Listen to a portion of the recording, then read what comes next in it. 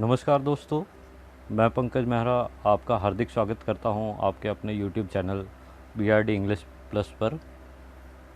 मैं आपको बताना चाहूँगा कि यह चैनल पूरी तरीके से डिफेंस एस्पिरेंट्स जो भी है उन बच्चों को समर्पित है, और उनमें भी स्पेशली एयरफोर्स और नेवी के स्टूडेंट्स के लिए। मैं अपने बारे में बताना चाहूँगा कि मैंने MA किया है इंग्लिश में और B.Ed परसुइंग है मेरी। मैं पिछले 4 वर्षों से जोधपुर के प्रतिष्ठित कोचिंग में नेवी और एयरफोर्स के, सिर्फ नेवी और एयरफोर्स के ऑफलाइन बैचेस को इंग्लिश पढ़ा रहा हूँ। तो इस चैनल के माध्यम से मैं अपना वही एक्सपीरियंस और नॉलेज आप सभी लोगों के साथ में साझा करना चाहूँगा। और आगे बढ़े इससे पहले मैं आपको बता देना चाहता हूँ कि इस चैनल पे अभी हाल फिलहाल एयरफोर्स के प्रैक्टिस सेट्स आ रहे हैं। जैसे 20 क्वेश्चन एयरफोर्स एग्ज़ाम में आते हैं, वही प्रैक्टिस सेट या मॉक टेस्ट आपको यहाँ प्रोवाइड करवाया जा रहा है। तो ऐसे मॉक टेस्ट वीक में 3 आ जाएंगे ऑल्टरनेटिव डेज़ में, राइट। और दूसरी बात, इंग्लिश ग्रामर की बात रही तो वीक में 2 वीडियोज़ इंग्लिश ग्रामर के आएंगे, और वीक में 1 वीडियो जो होगा वो वोकैब सेक्शन का होगा। ठीक है, इस पे काम बहुत ज़ोरों से चल रहा है, तो ये सब आपको प्रोवाइड करवाया जाएगा। मैं एक बार वापस से बता देता हूँ, वीक में आपके पास में 6 वीडियोज़ होगी, 3 तो मॉक टेस्ट। ये सिर्फ एयरफोर्स एग्ज़ाम में काम में नहीं आएंगे, ये डिफरेंट एग्ज़ाम्स में आपको काम में आएंगे, उनके एप्लीकेशन देखने को मिलेंगे। तो 3 वीडियोज़ तो हो जाएंगे प्रैक्टिस सेट के, 2 ग्रामर के वीडियो हो जाएंगे और 1 वोकैब सेक्शन का। तो टोटल आपके पास वीक में 6 वीडियोज़ होंगे। सो it is my humble request to all of you to like, share and subscribe my channel BRD English Plus। तो चलिए वीरो, चलते हैं अपने प्रैक्टिस सेट 1 की तरफ। और मैं आपको बता दूं कि मैं आपको वीरो शब्द से ही संबोधित करूंगा, क्योंकि ये जो आपका निर्णय या फिर डिसीज़न है कि मैं एयरफोर्स में जाऊंगा, नेवी में जाऊंगा या आर्मी ज्वाइन करूंगा, तो आपके इस राष्ट्र प्रेम के जज्बे को मेरा दिल से सलाम है, और आपको आपके लक्ष्य तक पहुंचाने की दिशा में हर संभव प्रयास करूंगा मैं। ठीक है, तो बढ़ते हैं अपने वीडियो की तरफ। आपको जैसा दिख ही रहा है, एयरफोर्स का फर्स्ट प्रैक्टिस सेट है। पिछला एक वीडियो मैंने प्रैक्टिस सेट से लेके इसी प्रैक्टिस सेट को डाला था, लेकिन वहाँ पे वीडियो के क्वालिटी को लेके कुछ इश्यूज़ आ रहे थे। कुछ बच्चों ने मुझे डायरेक्टली कांटेक्ट किया, तो मैं इसको वापस से एक बेटर वे में प्रेजेंट करने की कोशिश कर रहा हूँ। तो हमारे पास में फर्स्ट क्वेश्चन है, सब्जेक्ट वर्ब एग्रीमेंट से रिलेटेड क्वेश्चन है हमारे पास में। आपको मित्रों एक चीज़ पता होनी चाहिए कि जो भी कंजंक्शन है, उन कंजंक्शन से सिर्फ सेंटेंस नहीं ऐड होते, उनसे समटाइम्स नाउन और प्रोनाउंस को भी ऐड किया जाता है। तो इस सेंटेंस में, इस पूरे सेंटेंस में हमारा जो सब्जेक्ट है दैट इज़ आर हैप्पीनेस और आर सॉरोज, ये एंड से जुड़ा हुआ नहीं है। अगर ये एंड से जुड़ा हुआ होता तो प्लूरल आती, लेकिन और से रिलेटेड है। आपको ध्यान रखना है, जब भी और से रिलेटेड हो तो जो वर्ब आएगी वो S2 के अकॉर्डिंग आएगी। अब S2 के अकॉर्डिंग का क्या मतलब है? अगर ये अगर अनकाउंटेबल या सिंगुलर है, अगर S2 अनकाउंटेबल या सिंगुलर है तो सिंगुलर काउंटेबल नाउन आएगी, वर्ब आएगी। अदरवाइज ये प्लूरल है तो प्लूरल। तो अपन देखते हैं ये अनकाउंटेबल है सॉरो, तो हम लोग इसके अकॉर्डिंग यूज़ करेंगे सिंगुलर वर्ब। और ऑप्शन में देखते हैं तो हमारे पास सिर्फ B और C में ही सिंगुलर वर्ब प्रेजेंट है। तो हैज़ का मतलब पास होना होता है, जबकि ये सेंटेंस बोल रहा है कि आर हैप्पीनेस और our sorrow fill in the blanks largely due to our own actions. तो ये हमारे सुख और दुख हमारे कर्मों की वजह से होते हैं, ना कि पास होते हैं। तो हम B ऑप्शन को सही मार्क करेंगे। बढ़ते हैं नेक्स्ट क्वेश्चन की तरफ। I fill in the blanks Tom tomorrow. अब देखिए दोस्तों, ये टेंस का क्वेश्चन है, और यहाँ पे आपको टेंस में एडवर्ब याद करने होते हैं कि जैसे ऑलवेज है, समटाइम्स है, ये प्रेजेंट सिंपल का है, नाउ है, एट दिस टाइम है, ये प्रेजेंट कंटिन्यूस का है। वैसे ही टुमारो जो है वो डिनोट करता है फ्यूचर सिंपल को। लेकिन आप ऑप्शन को ध्यान से देखोगे तो एक भी ऑप्शन में फ्यूचर सिंपल नहीं है। तो यहाँ एक आपको ध्यान रखना है, एक एडिशनल इन्फॉर्मेशन आपको याद रखनी है कि अगर फ्यूचर सिंपल ऑप्शन में नहीं है, एग्जामिनर आपको फ्यूचर सिंपल नहीं करवाना चाहता है, इसीलिए उसने ऑप्शन में नहीं दिया है, तो वो आपकी एडिशनल नॉलेज को चेक करना चाह रहा है कि फ्यूचर के या नियर फ्यूचर के जो प्लान्ड एक्शन है उनको प्रेजेंट सिंपल से डिनोट किया जाता है। तो ये जब बोल रहा है आई सी टॉम टुमारो, तो इसमें एक चीज़ छुपी हुई है। वो चीज़ ये है कि ये मेरा प्लान्ड एक्शन है कि मैं कल टॉम से मिलूँगा। तो इसके लिए अपन ऑप्शन B के साथ जाएंगे। प्रेजेंट सिंपल में वर्ब की फर्स्ट फॉर्म के साथ SES नहीं आता है जब प्लूरल सब्जेक्ट होता है, आई को प्लूरल माना जाता है। बढ़ते हैं नेक्स्ट क्वेश्चन की तरफ। नेक्स्ट हमारे पास में 2 वन वर्ड्स है, दोनों ही वन वर्ड जो है बहुत इजी है और इम्पॉर्टेंट है, ठीक है। और मैंने इन दोनों को किस हिसाब से डिज़ाइन किया है, इन दोनों ही क्वेश्चन को, तो ये जो दोनों क्वेश्चन हैं आपकी हेल्प करेंगे। आपको दो तरीके से आपको इसको याद रखना है। एक तो ये हो गया आपका वन वर्ड सब्स्टिट्यूशन, और प्लस इसके साथ में जो दोनों वन वर्ड सब्स्टिट्यूशन पूछे गए हैं उन दोनों की स्पेलिंग भी एग्ज़ाम्स में पूछी जाती है। तो ये दोनों पॉइंट ऑफ व्यू से आपको इनको लर्न करना है, ठीक है। तो आते हैं, पढ़ते हैं अपने क्वेश्चन को। That is one who is free from all mistakes and failure. एक ऐसा व्यक्ति जो सभी मिस्टेक्स या फेलियर से परे है, इसको अपन बोल सकते हैं अचूक। अचूक जिसको बोल सकते हैं जो चूक नहीं सकता है, दैट इज़ इनफैलिबल। मैंने आपको पहले बता दिया, इसकी स्पेलिंग आपको लर्न करनी है, INFALLIBLE। अब चलते हैं इनके दूसरे ऑप्शंस की तरफ। इनडिफेटिजेबल। इनडिफेटिजेबल का मतलब है one who is not tired easily. एक ऐसा व्यक्ति जो आसानी से थकता नहीं है या हार नहीं मानता है। इनकॉरिजिबल। इनकॉरिजिबल का मतलब हो गया which can not be corrected, जिसको करेक्ट नहीं किया जा सकता है। असंशोधनीय है, जिसमें संशोधन नहीं किया जा सकता है। इललेजिबल। इलीगल नहीं है, दैट इज़ इललेजिबल। इललेजिबल का मतलब है which can not be red. एक ऐसी चीज़ जिसको पढ़ा नहीं जा सकता, अपठनीय है। ये कोई लेख हो सकता है, हैंड राइटिंग हो सकती है, स्क्रिप्ट हो सकती है। तो one who is free from all mistakes and failure will go with infallible, right. बढ़ते हैं नेक्स्ट क्वेश्चन की तरफ। A person employed to drive a car, मतलब एक ऐसा व्यक्ति जिसको कार चलाने के लिए नियुक्त किया गया है या एम्प्लॉय किया गया है। तो ऐसे व्यक्ति को सिंपल लैंग्वेज में ड्राइवर बोलते हैं, लेकिन इंग्लिश पर्टिकुलर लैंग्वेज की बात करें तो अपन इसको चॉपर बोलेंगे। और इसकी भी स्पेलिंग बहुत इंपॉर्टेंट है, ठीक है, मोस्ट इम्पॉर्टेंट है। यहाँ कुछ ऐसे वर्ड्स इंग्लिश में देखने को मिलेंगे हमको जिनमें अपन जो नॉर्मल लैंग्वेज में जो वर्ड यूज़ में लिए जाते हैं वो यूज़ में नहीं लेंगे। जैसे आपको पता है अपन हलवाई या मिठाई वाले को स्वीट मेकर बोलते हैं, लेकिन अगर इंग्लिश में वन वर्ड आएगा कि वन हु प्रिपेयर और सेल स्वीट्स, तो हम लोग जाएंगे कन्फेक्शनर, ठीक है। इसी टाइप से आपका घुड़सवार है, one who ride the horse in race, तो हम लोगों को लगता है नॉर्मल वर्ड जो है जॉकी है, लेकिन वो क्या होगा, इक्वेस्ट्रियन होगा। तो ये सब मैं आपको करवाऊँगा, लेकिन बस ये एक कॉन्सेप्ट बताना चाहता हूँ कि हर एक वन वर्ड सब्स्टिट्यूशन के लिए एक सटीक वर्ड है और हमको वही चुनना है। और वो कैसे पता चलेगा, जैसे जैसे अपन पढ़ते जाएंगे। बढ़ते हैं नेक्स्ट क्वेश्चन की तरफ, राइट। अब पैसिव वॉइस और नरेशन के क्वेश्चंस में मैं आपको एलिमिनेशन मेथड सिखाऊंगा जो मैं खुद यूज़ करता हूँ। तो देखो कैसे यूज़ करते हैं। सबसे पहला काम हमारे पास में होता है कि हमारा सेंटेंस किस टाइप का है। तो जो सेंटेंस दिया गया है रीड द बुक, ये एक टाइप का इम्पेरेटिव सेंटेंस है। कैसा सेंटेंस है, इम्पेरेटिव। और इम्पेरेटिव सेंटेंस में हम लोगों को अच्छे से पता है कि क्या किया जाता है, लेट लगते हैं सबसे पहले। एक्टिव वॉइस का जो ऑब्जेक्ट है, लेट द बुक, ऑब्जेक्ट लिखते हैं, बी लिखते हैं और वर्ब की थर्ड फॉर्म लगा देते हैं। और वर्ब की थर्ड फॉर्म क्या हो जाएगी, रीड, रेड, रेड। तो ये रेडेड गलत है, इसको एलिमिनेट कर दिया, ठीक है, ये हट गया। और let the book be read, तो ये ऑप्शन हो सकता है, तो नन ऑफ दीज भी कट गया, ठीक है। इसको देख लेते हैं, the book should be read. ये थोड़ा सा एक इम्पॉर्टेंट कॉन्सेप्ट है कि इम्पेरेटिव सेंटेंस को समटाइम्स शुड बी रेड से भी बनाया जा सकता है, लेकिन ये पैटर्न तभी फॉलो करोगे आप जब हमको जो एक्टिव वॉइस में सेंटेंस दे रखा है वो मॉरल ड्यूटी है, मॉरल ऑब्लिगेशन है। मैं आपको एक एग्जांपल लेता हूँ, आपको समझ में आ जाएगा। अगर मैं बोलता हूँ इस रीड द बुक की जगह मैंने यूज़ किया होता हेल्प द पुअर। अब किताब पढ़ो, ये तो कोई मॉरल ड्यूटी नहीं है, लेकिन गरीबों की मदद करो, हेल्प द पुअर, ये मॉरल ड्यूटी है। तो उस कंडीशन में let the poor be helped, इससे ज़्यादा सही, इससे रिलेटिवली ज़्यादा सही जो होगा वो the book should be the poor should be helped, ये वाला ऑप्शन होगा। तो अगेन अगर अपन चलते हैं इस क्वेश्चन की बात करें तो अपन सी में जाएंगे, क्योंकि ये मॉरल ड्यूटी नहीं है। अगर किसी को नहीं समझ में आया तो वीडियो को पॉज करके रिवाइंड करके अच्छे से वापस इस कॉन्सेप्ट को समझ ले, it will be very helpful for all the students. बढ़ते हैं नेक्स्ट क्वेश्चन की तरफ। Again we have passive voice.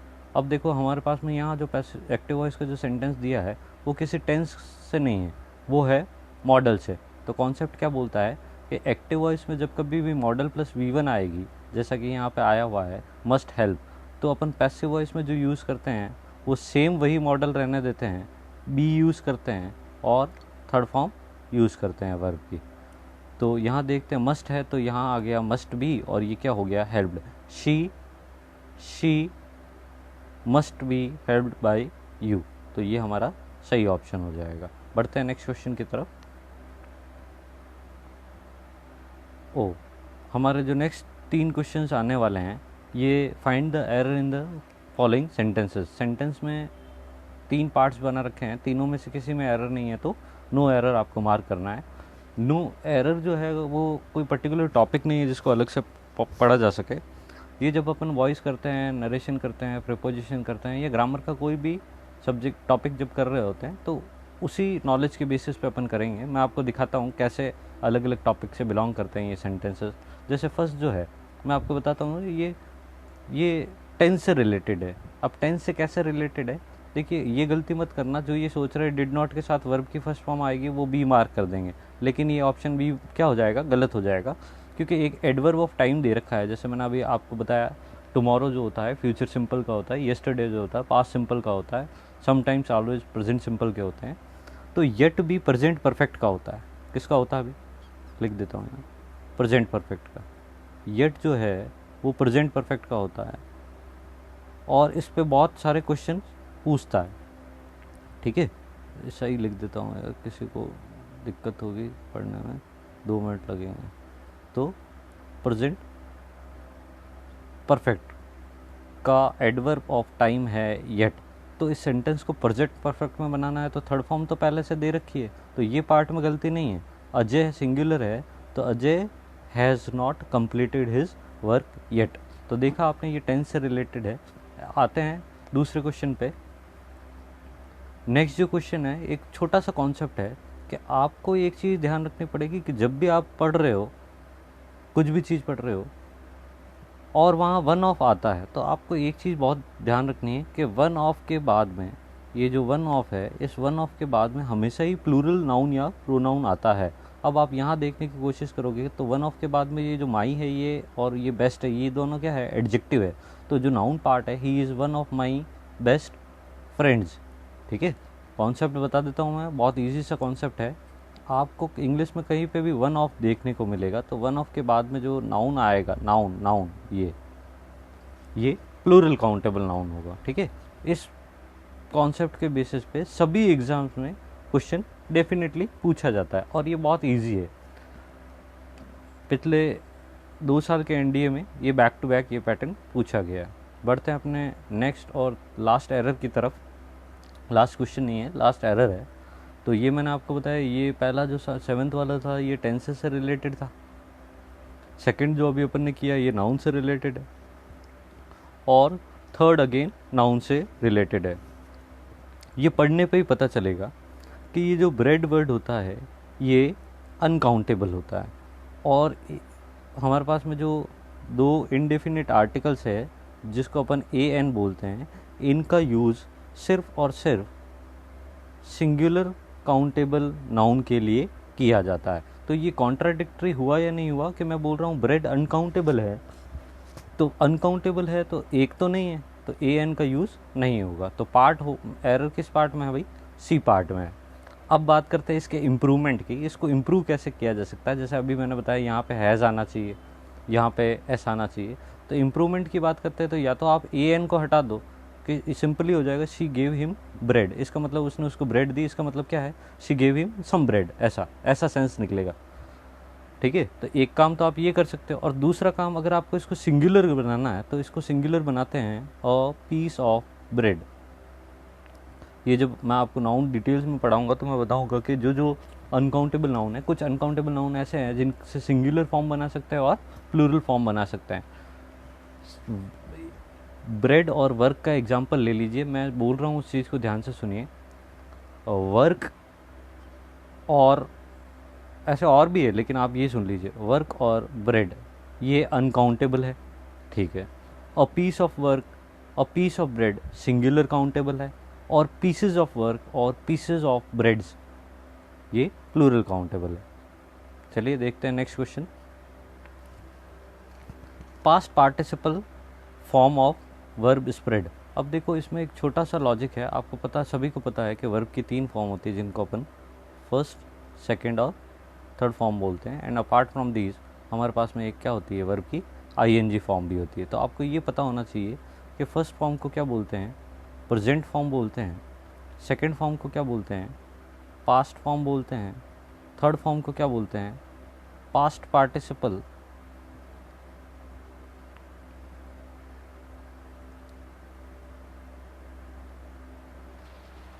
और आईएनजी फॉर्म को present participle.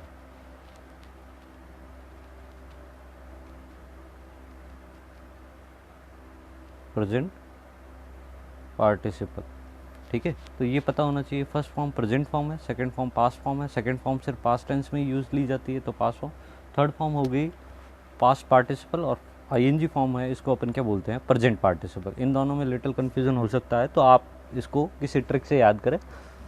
Third form past participle है, आईएनजी प्रेजेंट पार्टिसिपल है। तो ये अब जानना जो चाह रहा है वो क्या है, पास्ट पार्टिसिपल फॉर्म, मतलब थर्ड फॉर्म जानना चाह रहा है ये स्प्रेड की।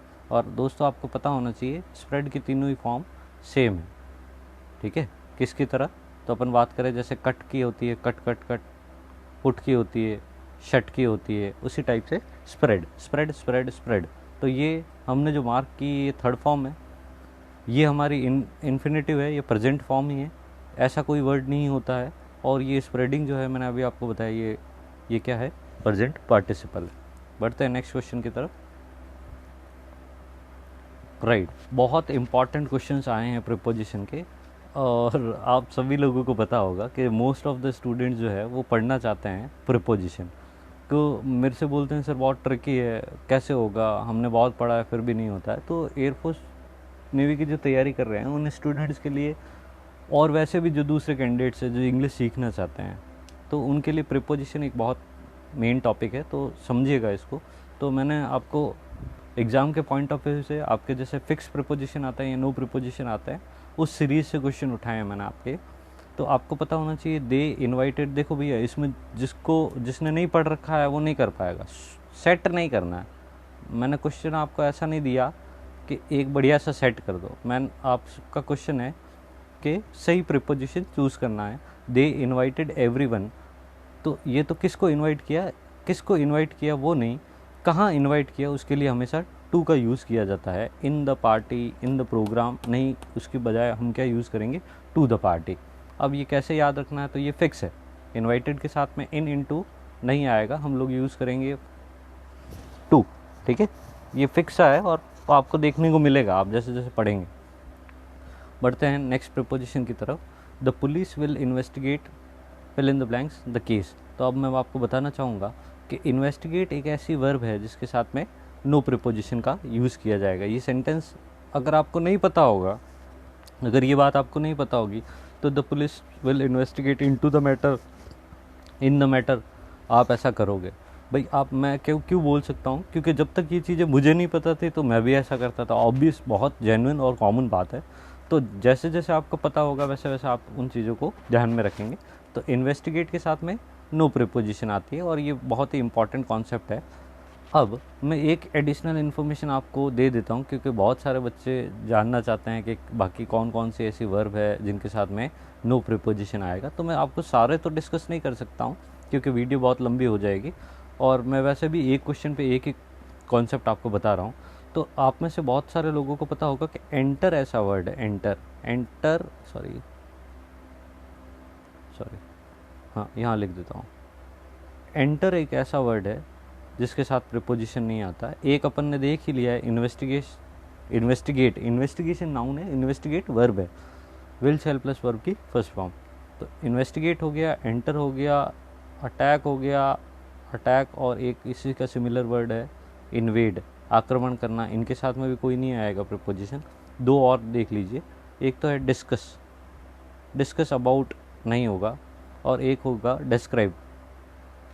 तो मैंने कितने वर्ड आपको बता दिए, कितनी वर्ब आपको बता दिए। तो describe, discuss, enter, attack, invade और इन्वेस्टिगेट। ये आपको इस वीडियो में या इस एक ही क्वेश्चन में 6 ऐसे प्रीपोजिशन मिल गए हैं जो बहुत ज़्यादा इम्पॉर्टेंट है और आपको आने चाहिए। राइट, यहाँ क्वेश्चन जब ऐसे आते हैं कि which is correct sentence, which is not correct sentence, तो उनको आपको बहुत ध्यानपूर्वक पढ़ना होता है, चूज़ द इनकरेक्ट स्पेलिंग। अब देखिए चूज़ द इनकरेक्ट स्पेलिंग कब के बारे में बोल रहे हैं।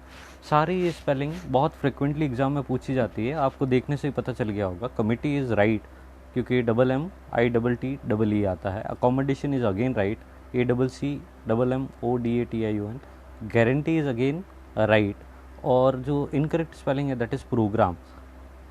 Then what is the correct spelling? That is PROGRAMME। थोड़ा सा ऑड है, इसके लिए आपको इसको देखना पड़ेगा। स्पेलिंग्स आपके 1 मार्क्स की ज़रूर आती है, और इंग्लिश मीडियम के स्टूडेंट्स का भी यही कहना है कि सर हमसे स्पेलिंग्स नहीं हो पाती है। तो इसको सही करने का एक ही तरीका है कि आप जो फ्रिक्वेंटली स्पेलिंग्स आ रही है, जो मिस्टेक्स में पूछी जाती है, मिस स्पेल्ट में पूछी जाती है, उनको आप बार बार पढ़ें। नेक्स्ट इजी क्वेश्चन है, choose the correctly spelt word. अब करेक्टली स्पेल्ट वर्ड मतलब एक ही वर्ड की 4 स्पेलिंग तो नहीं हो सकती, एक ही करेक्ट होगी। तो ओकेजन की सही स्पेलिंग होती है OCCASION, occasion. That is our second option. और ऑप्शन वहाँ भी ऐसे ही बनाए जाएंगे, जैसे यहाँ C है तो यहाँ क्या देखो S कर दिया है, ठीक है। एक बार C डबल कर दिया, एक बार S डबल कर दिया, एक बार दोनों डबल कर दिए, और एक बार दोनों सिंगल कर दिए। तो आपको सीधी सी स्पेलिंग आनी चाहिए। कोई ट्रिक मैं तो नहीं ढूंढता हूँ इनमें। कुछ बच्चों ने मुझे कहा भी था कि स्पेलिंग्स को भी सर ट्रिक से याद कर सकते हैं, लेकिन वो थोड़ा सा घातक हो सकता है, आप समझ सकते हैं, ठीक है। तो मैं यही चाहूँगा कि स्पेलिंग्स आप पूरी की पूरी लर्न करें, उसमें किसी प्रकार की चूक या फिर मैं बोल सकता हूँ चूक ना हो, या फिर आप इसको किसी ट्रिक से याद नहीं करें। चलिए बढ़ते हैं नेक्स्ट क्वेश्चन की तरफ। राइट, अब नरेशन है। मैंने आपको बोला था नरेशन में एलिमिनेशन मेथड अपन यूज़ करते हैं। एलिमिनेशन कैसे करेंगे? हम सभी लोगों को पता है कि सेड टू किस में चेंज होता है? टोल्ड में। तो टोल्ड यहाँ है, ओके। लेकिन साथ में ही अपन ने देखा कि यहाँ पे एक इंट्रोगेटिव सेंटेंस है। इंट्रोगेटिव सेंटेंस है तो ये क्या होगा? आस्क्ड होगा। तो ये टोल्ड वाला हमारा गलत हो गया। तो आस्क्ड यहाँ है, आस्क्ड यहाँ है, और आस्क्ड यहाँ है। आस्क्ड मी, अब ये WH वर्ड से स्टार्ट हो रहा है, तो हमको भी क्या चाहिए होगा? ना तो हमको इफ़ चाहिए होगा, ना दैट और व्हाट दोनों नहीं चाहिए होंगे। अपन को सिर्फ क्या चाहिए होगा? व्हाट चाहिए होगा। तो हमारा डी ऑप्शन सही हो जाएगा। बढ़ते हैं नेक्स्ट क्वेश्चन की तरफ।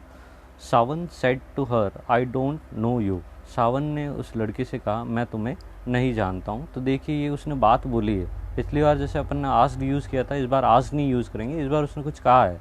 तो आपको पता होना चाहिए सेड टू जो है किस में चेंज होता है? टोल्ड में। तो टोल्ड में तो हो रहा है, लेकिन टोल्ड के साथ टू नहीं आता है। तो मैं ये चीज़ कह रहा था कि आपको इस तरीके से आपको समझना है।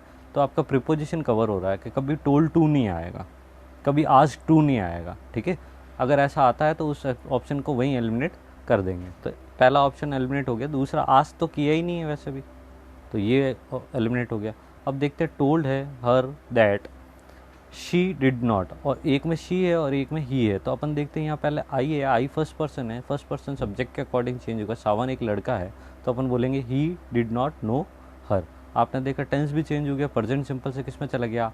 पास्ट सिंपल में। तो हम किसके साथ जाएंगे? D option. बढ़ते हैं नेक्स्ट क्वेश्चन की तरफ।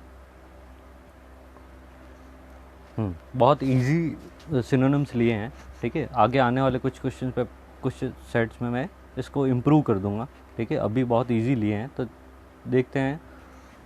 करेक्ट सिनोनिम चूज़ करना है। दोनों ही क्वेश्चन जो है 17-18 सिनोनिम्स के है। एंशिएंट का मतलब होता है प्राचीन या बहुत पुराना। तो इसका अगर सिनोनिम की बात करोगे तो इसका क्या हो जाएगा? एजिड। पुराना, एजिड का मतलब पुराना, ठीक है। न्यू इसका एंटोनिम हो गया है। मिंट का मतलब टकसाल होती है जहाँ सिक्के बनाए जाते हैं, 1 वर्ड्स में पूछा जाता है, where coins are made. Sage का मतलब क्या होता है? साधु। नेक्स्ट चलते हैं हिंज। तो यहाँ हमारा एंशिएंट का सिनोनिम क्या हो जाएगा? एंशिएंट मतलब प्राचीन, पुराना, एज्ड। एक हो गया हिंज। हिंज का मतलब, हिंज मैं बोल सकता हूँ हमारे शरीर में बोन्स में हिंज जॉइंट होते हैं। दरवाजे जिस चीज़ से कसे हुए होते हैं उनको हिंज बोलते हैं। कब्जा बोलते हैं ना लोकल लैंग्वेज में, हिंज। तो वो बेसिकली क्या करते हैं? सपोर्ट कर रहे होते हैं दरवाजे को। तो our correct option will be support.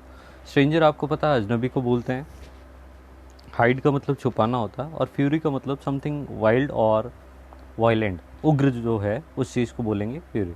Next बढ़ते हैं। नेक्स्ट और लास्ट 2 ईडियम्स हैं हमारे पास में, 2 very basic idioms. Blue blood. अब ब्लू ब्लड का मतलब होता है one who belongs to royal family, ठीक है। कोई भी व्यक्ति जो रॉयल फैमिली से बिलोंग करता है, ठीक है।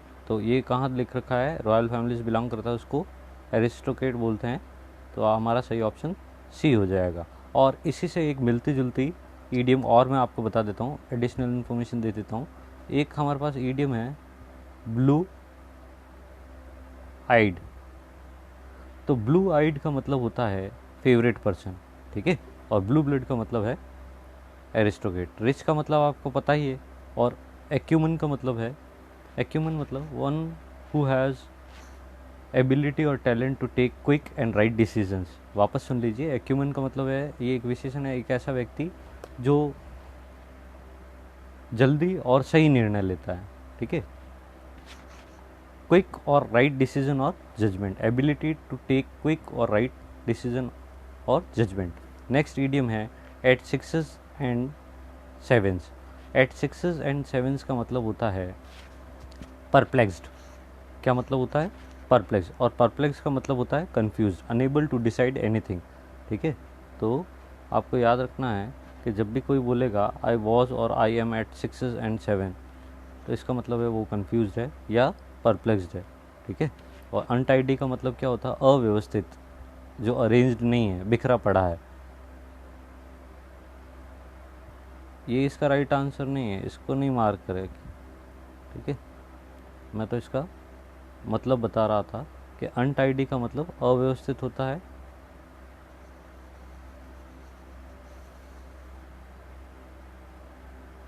अनटाइडी का मतलब अव्यवस्थित होता है। डिटरमाइंड का जो मतलब होता है वो दृढ़ निश्चय होता है। माइटी का मतलब योद्धा या ताकतवर होता है, शक्तिशाली होता है। और परप्लेक्स जिसका सही आंसर होगा, जिसका मतलब कंफ्यूज्ड होता है। तो यहीं तक है हमारा पार्ट 1, ठीक है। I hope all of you enjoy this video. तो आपको अगर ये वीडियो, ये चैनल कंटेंट एक्सप्लेनेशन पसंद आया है तो प्लीज़ चैनल को लाइक, शेयर और सब्सक्राइब ज़रूर करें। तो मिलते हैं नेक्स्ट प्रैक्टिस सेट में, जो कि जल्द ही आने वाला है। तब तक के लिए जय हिंद, थैंक यू।